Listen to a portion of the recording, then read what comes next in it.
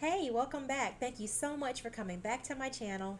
I hope that something, at least something, has been beneficial to you in your everyday life and in your journey to moving forward, to becoming your best self or accomplishing certain goals or certain pivots or changes that you want to see in your life. So hopefully we're able to be some help to you in that way. Last week we talked about intentionality. This week we're focusing on life and self-management. And so I thought that in this video I will kind of bring those two together just a little bit and to just have kind of a conversation with you about it. I hope that's all right. So I conducted a survey prior to launching, and in that survey it was women of color between the ages of their late 20s into their early to mid 40s. And in that survey what I found out is what I already kind of knew, that well, maybe we all don't know. Some of us kind of feel like we're just kind of dwindling around in life and we're the only ones dealing with certain things. When in reality, we're all pretty much dealing with the same thing. We all pretty much want the same thing, regardless of our ethnicity or culture. Just a lot of times we pursue that thing or those things in different ways from one another. So, anyway, I'm getting ready to start rambling. Let me get back on track. So, in the survey, life management was one of the concerns, work life balance, which is always a concern with women, no matter what the culture, I believe. Being seen, feeling seen in society and in their lives, finding themselves and being confident in life, economic and workplace inequalities, how to maneuver that, and also professional development, such as starting a business or expanding your career, making more money. Can I tell y'all something? All of those things can be affected positively or negatively based off of what you're thinking and how you're acting based off those thoughts, right?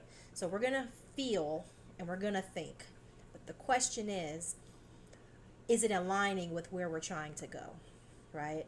So that's something I want to kind of focus on today, because you know what is required for that is being aware of how you're feeling and what you're thinking, which is self-awareness, and then understanding how to manage that. You got to know what you're managing before you can manage it, right? And being intentional about it, because you can't do any of that without setting your intentions on doing it. If you don't set your intentions on doing it, you're not going to stick to it, and you're not going to be very successful at seeing any type of results. And that's what we're trying to avoid here, all right?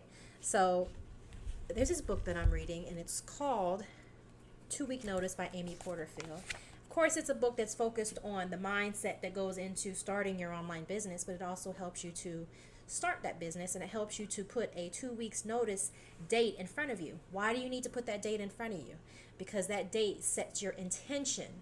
So every day that you're looking at that date posted wherever you post it, in my house it's posted in 3 places and it's on my business phone.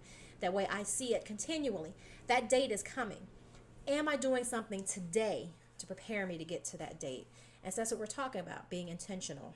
Her quote says, "I firmly believe that the idea of work-life balance, at least the 50-50 type, does not exist. However, work-life integration is possible. The key is to be intentional about it." There's that word again, intentional, right? So what she's saying is work-life balance, it's never going to be totally balanced between work, life, ministry, self-care. You will never find a perfect balance for any of them.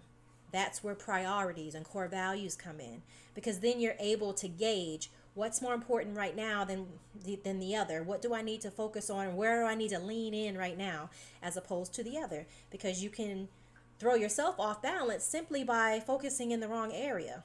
You know, if you, for instance, you're in school, right?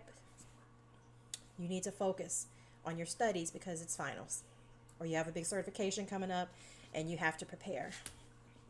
That has to become a top priority. Not necessarily that it takes over your faith and your commitment to serving God or your family, but that in that season or in that moment, you have to shift more, leaning more towards that in order to meet that accomplishment. You see what I'm saying? So it changes and it shifts. And it's never going to be a full 50-50 completely balanced type situation. It's just not. And we have to be able to accept that and be willing to be self-aware and be intentional about making those adjustments. Okay. There was something else I wanted to tell you all about that. Oh, to be intentional is to be a risk taker. That's what Dr. Cindy Trim says. I also had a quote by her, actually, and it says, intentional people are risk takers, and risk takers are the ones who achieve greatness. Intentionality requires risk. Some of you, based off your personality and your past experience, that word risk is probably making you feel a little uneasy right now. And you're probably pretty determined in your mind that you don't need no risk in your life. That's more drama. Let me tell you something.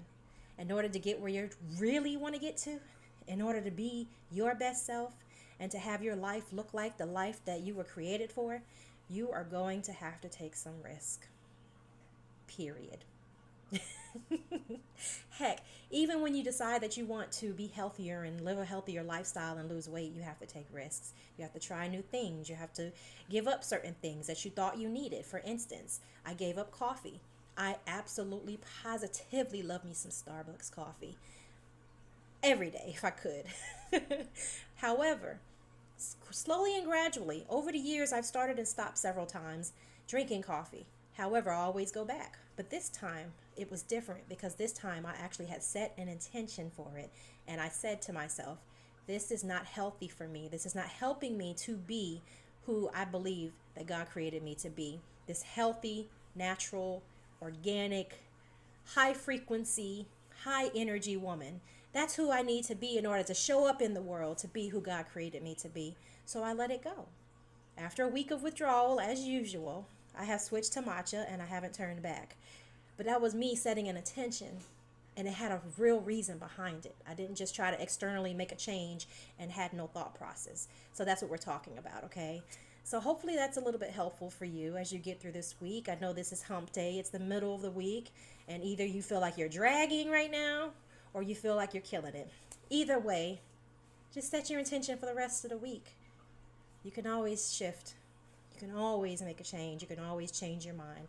It's your prerogative, as Bobby Brown says. You can make those adjustments. And that's the beauty of us being humans. We have the ability to be flexible, to be adaptable, to make adjustments in order to serve us where we're going and where we are now. And that's facts. And I hope that's helpful to you.